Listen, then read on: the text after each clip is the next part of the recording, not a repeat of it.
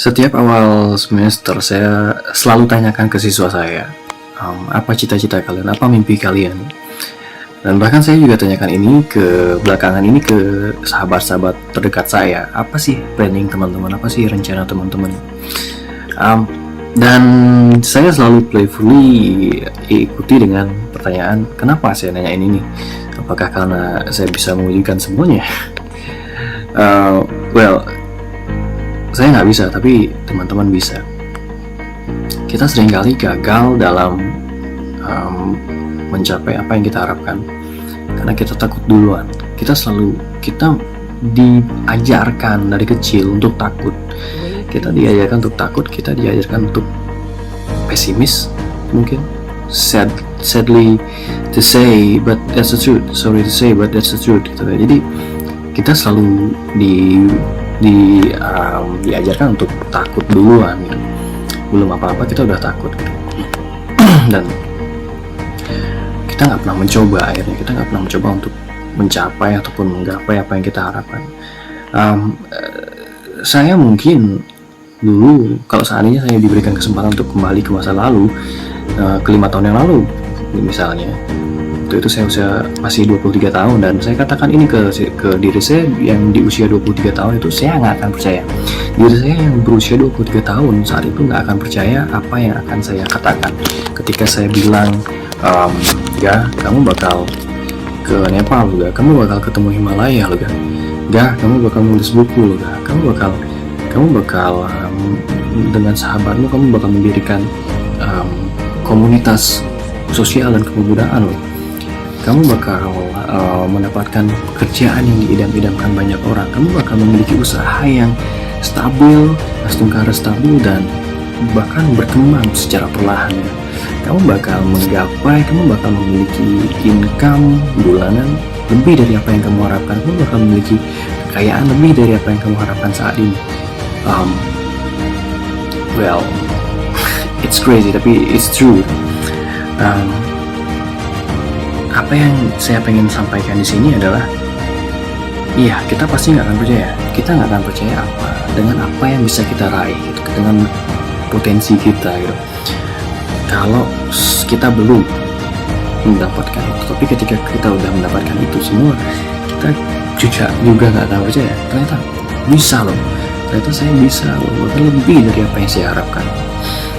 Ini sangat-sangat gila, ini it is crazy, but this is the truth. Dan mungkin nggak hanya saya saja yang mengalami semua, tapi banyak orang. Kita kesuksesan, kegagalan, dan kebahagiaan atau kesedihan kita yang tentukan, tidak orang lain. Kitalah yang menentukan. Saya pengen sukses. Sayangnya banyak sekali orang yang gagal untuk menyampaikan ataupun mendefinisikan suksesnya mereka itu seperti apa gitu. Dan seringkali kebanyakan orang itu takut dengan Tuhan. Well, saya pribadi berpikir kita bukannya harus takut sama Tuhan ya, kita harus anggap Tuhan itu sebagai seorang ayah, sebagai seorang sahabat mungkin. Jadi kita datang ke orang tua kita, dalam hal ini Tuhan misalnya, kita datang ke Tuhan dan kita bilang, atau kita datang ke orang tua kita misalnya, Pak, saya pengen sukses. Bapak kita, orang tua kita pasti akan bingung, sukses kayak gimana gitu kan. Karena fakta bahwa kita sudah bernafas, itu kita sudah sukses. Karena di kuburan sana ada luar biasa banyak orang yang tidak bisa bernafas. Kita bisa melihat udah sukses karena ada banyak orang buta. Kita bisa mendengar sukses karena ada banyak orang yang tuli. Jadi intinya apa sih? Intinya kita harus kasih tahu detail. Misalnya ada seorang, saya ingat sekali di kelas saya, salah satu kelas yang saya ajar, saya sampai tanyakan berkali-kali, ada siswa saya yang bilang pengen punya restoran yang banyak cabang, tetap sampai akhirnya saya tanya sedetail mungkin, berapa, kasih saya angka, banyak itu berapa. Akhirnya dia bilang, kalau nggak salah 5, dia bilang 5. Kenapa ini penting teman-teman? Semakin detail kita kasih tahu orang tua kita kasih tahu Tuhan kita maunya apa, semakin detail, semakin gampang Tuhan itu memberkati kita, mewujudkannya. Karena saya sudah mengalami sendiri. Saya bilang saya pengen keluar negeri misalnya, terjadi, dan setelah itu saya spesifikkan lagi keluar negerinya mana? Ke Nepal. Puji Tuhan, Asungkara saya bisa ke Nepal karena jujur sekali lagi saya bukan berasal dari orang yang berada, orang tua saya punya banyak hutang, tapi saya bisa ke Nepal atas jerih payah saya sendiri. Bahkan sebelum ke Nepal saya sempat beberapa kali ke luar negeri itu nggak pernah keluar biaya gitu, karena dibayarkan oleh kantor saya dulu. Artinya apa sih? Apapun yang kita harapkan itu semesta akan berkonspirasi untuk mewujudkannya. Kuncinya apa? Nanti saya kasih tahu kuncinya apa. Selain itu saya juga sempat mendirikan, saya pernah bilang, saya sudah pernah nulis artikel ini juga, bahwa saya pernah bilang sebelum usia 30 tahun saya harus punya uang 100 juta. Ini saya sangat gila banget, jujur. Ini gila, tapi ini benar-benar terjadi gitu. Atas diri bukan saya jadi afiliator ya, bukan saya pakai uangnya Intraken saya no. Tapi ini saya dapatkan dari jerih payah saya sendiri. Bahkan Tuhan mendua kali lipatkan apa yang saya harapkan waktu itu. Di usia saya 27 ya saat ini, 27 tahun kurang lebih, hampir 28. Jadi ya, masih ada spare kurang lebih 2 tahun untuk mencapai lebih dari apa yang saya harapkan, lebih dari apa yang saya miliki saat ini. Detail itu penting gitu. Keluar negeri, pengen keluar negerinya kemana? Pengen punya gaji banyak misalnya, gaji banyaknya berapa? Tapi kita harus realistis juga gitu kan. Banyak itu 1 miliar kan banyak gitu, tapi kan realistis nggak? Realistis nggak punya gaji 1 miliar sebulan gitu kan? Jangankan kita Hartono bersaudara ya belum tentu dapat 1 miliar sebulan, kita nggak tahu ya. Mungkin aja, tapi kemungkinannya cuma sekian persen. Tapi kita mulai dari yang kecil dulu, kita mulai dari yang lebih realistis dulu. Itu semua mungkin, tapi kita mulai dengan yang lebih mungkin dulu. Misalnya saya pernah ngobrol sama teman saya, bahkan saya cuma ngobrol aja. Saya bilang kayaknya kita punya gaji double digit, 2 digit baru kita bisa kayaknya untuk bertahan hidup gitu. Padahal saya cuma bilang gitu aja. Saya nggak bilang Tuhan saya pengen uang atau gaji double digit. Enggak, saya nggak bilang kayak itu. Saya cuma ngobrol, terus saya bilang kalau kita punya gaji 2 digit baru kayaknya kita bisa memenuhi kebutuhan sehari-hari gitu, untuk nabung, bahkan untuk ada lebih untuk nabung. Crazy sekali jujur. Itu terjadi, dan pertama kali itu terjadi dalam hidup saya dapat pendapatan 2 digit sebulan. Itu rasanya ternyata saya bisa loh gitu. Dan dari sanalah kepercayaan diri kita naik. Saya minta misalnya dulu 10 juta 2 digit, di awal berikan 10 juta.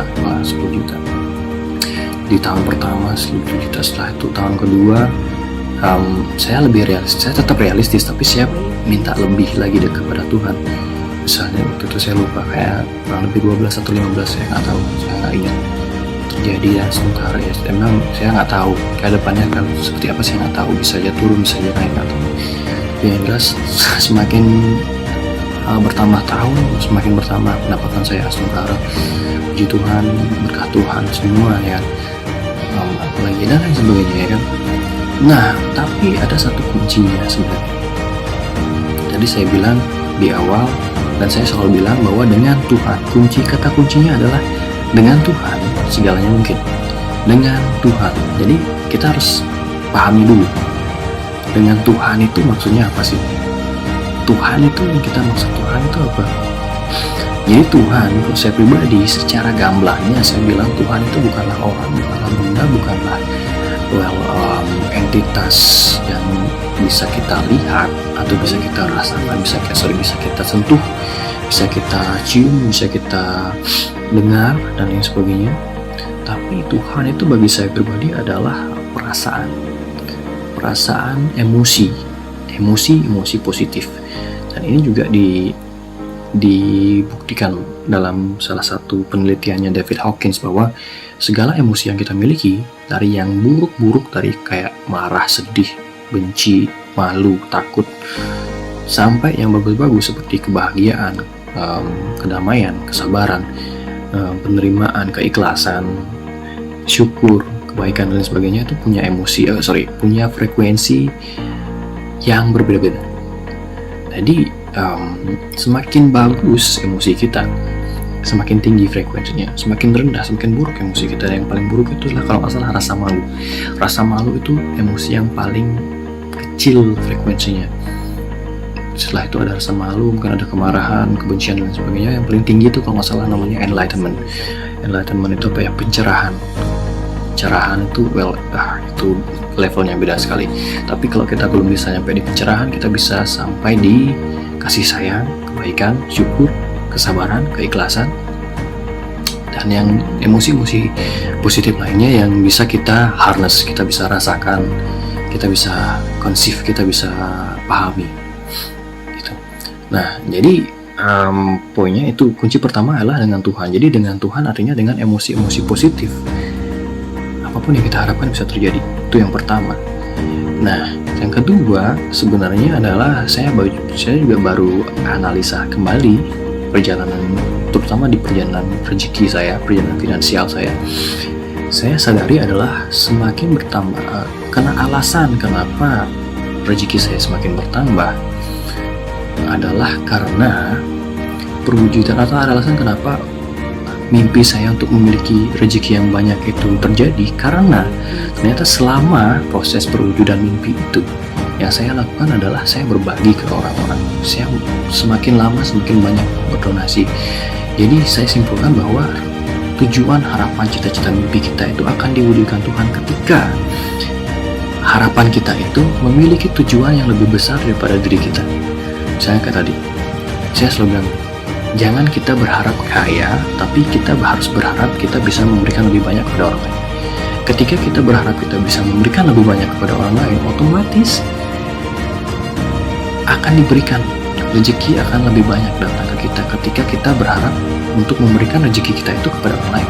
Mungkin nggak semuanya, tapi proporsinya lebih banyak, terus ya alokasinya lebih banyak. Ya misalnya kita bilang 3% dari pendapatan saya akan saya donasikan.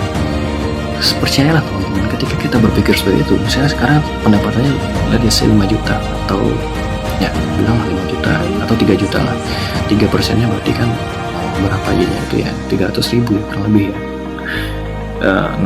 Itu 10% ya, berarti sekitar 100.000 misal, kurang lebih 100.000 sebulan saya pengen donasikan.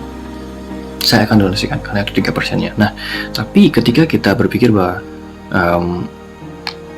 3%, berarti Tuhan pasti akan berpikir untuk menambahkan. Oh, dia rutin donasi 3% dari gajinya. Oh, saya tambahkan deh pendapatannya jadi 5 juta. Otomatis kita akan bisa berdonasi lebih banyak. Logikanya seperti itu. Jadi sekali lagi, kuncinya adalah satu, segala hal yang kita harapkan, pertama kita harus detail dulu apa yang kita mau. Usahakan sedetail mungkin. Kalau ada angka, kasih angka. Kalau ada nama, kasih nama. Kita pengen keluar negerinya kemana? India, Jepang, Cina, dan sebagainya. Punya uang banyak. Uang banyaknya berapa? Nominalnya berapa? Itu detail. Kita kasih detail kita kasih tahu Tuhan, yang dalam hal ini adalah orang tua kita, secara detail apa yang kita harapkan. Karena kalau kita nggak kasih detail, orang tua kita akan bingung mau kasih apa gitu. Kemudian yang kedua adalah dengan Tuhan. Dengan Tuhan segalanya mungkin. Jadi dengan Tuhan artinya adalah dengan emosi-emosi positif, emosi kebahagiaan, kesabaran. Nah, kesabaran ini yang paling penting, karena banyak orang yang nggak sabar akhirnya dia melakukan segala cara untuk mendapatkan misalnya uang, misalnya ikut binomo ikut binomo mereka ya, jadi seperti itu ya, ujung-ujungnya ya gagal gitu, ujung-ujungnya ya nggak akan berbuah baik gitu ya kalau kita menggunakan ketidaksabaran. Jadi lawannya sabar kan ketidaksabaran, itu emosi negatif. Jadi selama kita sabar, ikhlas, berserah, syukur, berbuat baik sama orang lain, berkasih sayang, itu emosi-emosi positif. Itulah sifat Tuhan. Jadi dengan Tuhan artinya kita dengan menggunakan ataupun memiliki sifat seperti Tuhan, yaitu sifat-sifat Tuhan, emosi-emosi positif.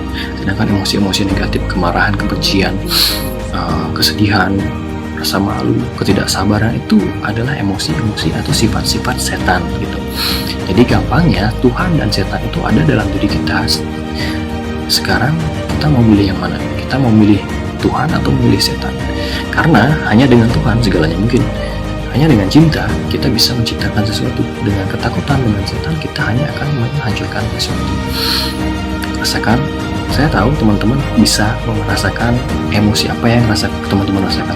Kalau dada teman-teman rasa sesak, berarti ada emosi buruk yang terjadi di dalam diri teman-teman. Sedangkan sebaliknya, kalau teman-teman ngerasa plong, ngerasa santai, ngerasa relax, berarti emosi positif ya ada dalam hati teman-teman. Yang kedua, jadi pertama tadi detailkan apa yang teman-teman harapkan. Yang kedua adalah usahakan selalu jaga emosi positif. Ketika ada rasa malah, tiba-tiba ada, misalnya contoh saya guru ya, sebagai seorang guru, ada siswa saya datang terlambat, refleksnya pasti kita akan merasa jengkel dan lain sebagainya, tapi kita harus kembalikan lagi kenapa saya marah, dan kita harus tanya siswa itu misalnya, kenapa kamu marah, dibandingkan kita alih-alih kita menghakimi, oh kamu malas, kamu terlambat. No, kita balikkan, kita harus pahami mereka, kenapa kamu malas, kenapa kamu terlambat, ada apa di rumah. Itu caranya mengontrol emosi kita. Kita harus sadar bahwa apapun yang terjadi dalam hidup kita itu adalah terjadi karena emosi kita. Kita membawa emosi positif, yang terjadi adalah hal-hal positif. Orang-orang semakin baik kepada kita, semakin berkasih sayang kepada kita. Sebaliknya, ketika kita menggunakan emosi negatif, marah, benci, coba aja, tes aja teman-teman. Ketemu orang yang judes, yang suka marah-marah, mau nggak kita ngasih hal-hal baik kepada mereka? Nggak, pasti kita akan mendoakan yang buruk-buruk kepada mereka. Jadi itu, sekarang kita balikkan. Seandainya kita yang judes, kita yang marah-marah, apakah orang akan memberikan kita kebaikan? Nggak mungkin. Sebaliknya, kalau kita memiliki cinta kasih dalam diri kita, kita bisa mengerti seseorang dibandingkan alih-alih kita menilai orang atau menghakimi orang lain. Di sana akan kebaikan akan datang kepada kita. Itu yang kedua ya. Yang ketiga tadi apa ya?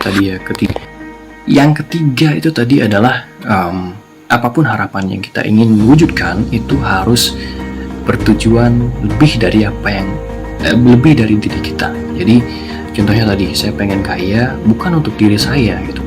Jadi saya pengen kaya itu bukan untuk diri saya, tapi saya pengen kaya karena saya pengen membahagiakan setidaknya minimal orang-orang sekitar saya. Misalnya saya pengen membahagiakan orang tua saya nggak pengen orang tua saya hidup dalam kesulitan lagi.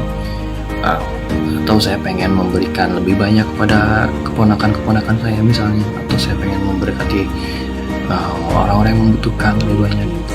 Jadi itu ya, apapun itu nggak terbatas pada kekayaan. Contohnya kesehatan, misalnya sekarang kita sakit apa gitu kan, terus kita pengen sehat. Nah, tujuan kita pengen sehat itu bukan untuk diri kita saja, tapi ketika kita sehat kita bisa membantu banyak orang lagi, dibandingkan kalau misalnya kita sakit kan kita nggak bisa ngapa-ngapain.